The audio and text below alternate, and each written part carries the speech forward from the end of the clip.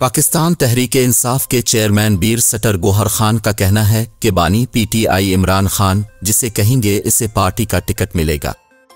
Chairman PTI barrister Gohar Khan ने Adiala jail के बाहर मीडिया से गुफ्तगू करते हुए कहा कि बानी पीटीआई पर 180 मुकदमात हैं।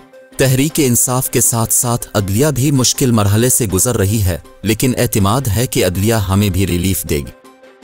बैरिस्टर गौहर ने उम्मीद जाहिर की कि बल्ले का निशान उनकी ही जमात का होगा। आइंदा हफ्ते तक सब वाज़े हो जाएगा। उन्होंने कहा कि बानी पीटीआई इमरान खान जिसे कहेंगे इसे पार्टी का टिकट मिलेगा।